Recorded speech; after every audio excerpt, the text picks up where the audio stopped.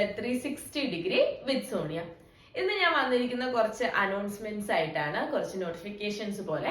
അപ്പൊ നമ്മുടെ ചാനലില് കുറച്ചധികം ചേഞ്ചസ് വന്നതായിട്ട് നിങ്ങൾ കണ്ടു. നമ്മൾ ക്രിയേറ്റീവായിട്ട് മാത്തമാറ്റിക്സ് എന്ന് പറയുന്നത് നമ്മുടെ ലൈഫിൽ ക്രിയേറ്റീവായിട്ട് എങ്ങനെ കൊണ്ടുവരാം എന്ന ആ ഒരു രീതിയിലേക്ക് നമ്മൾ എത്തിയിരിക്കുകയാണ്.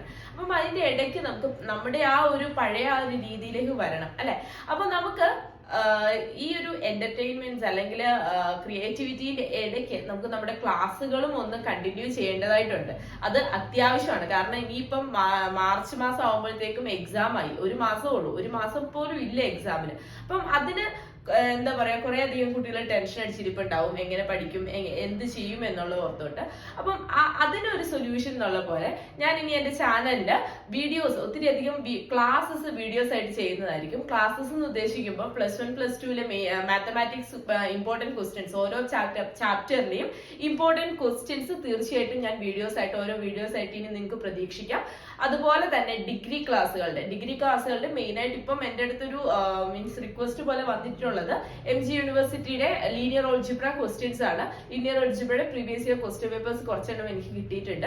അപ്പം അത് ഞാൻ സോൾവ് ചെയ്ത് മീൻസ് അതിന്റെ അകത്ത് റിപ്പീറ്റഡ് ആയിട്ട് ഒരു 3-5 വർഷത്തെ ക്വസ്റ്റ്യൻ പേപ്പേഴ്സ് ഉണ്ട്.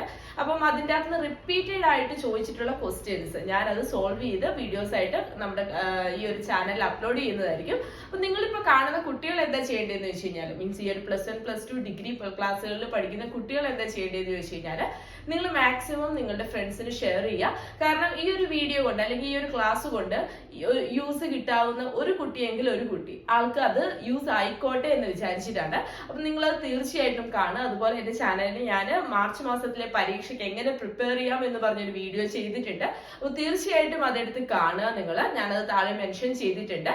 അപ്പൊ പിന്നെ ഇനി നിങ്ങൾക്ക് എന്തെങ്കിലും ക്ലാസ്സുകൾ അല്ലെങ്കിൽ എന്തെങ്കിലും ആവശ്യങ്ങളൊക്കെ ഉണ്ടെങ്കിൽ തീർച്ചയായിട്ടും കമന്റ് ബോക്സിലൂടെ സജഷൻസ് അറിയിക്കുക.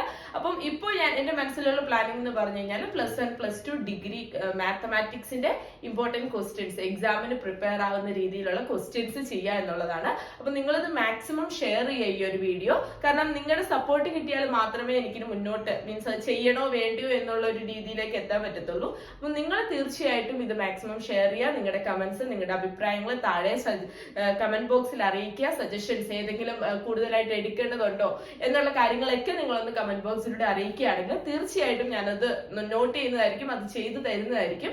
അപ്പൊ നമുക്ക് എന്തായാലും ഇനി അടുത്ത വീഡിയോസിലൂടെ നമ്മുടെ ഇമ്പോർട്ടന്റ് ക്വസ്റ്റ്യൻസ്, എക്സാമിന് എങ്ങനെ പ്രിപ്പയർ ചെയ്യും, എക്സാം സ്റ്റഡി പ്ലാൻസ്, അങ്ങനെയുള്ള വീഡിയോസ് ഒക്കെ നിങ്ങൾക്ക് ഇനി പ്രതീക്ഷിക്കാം.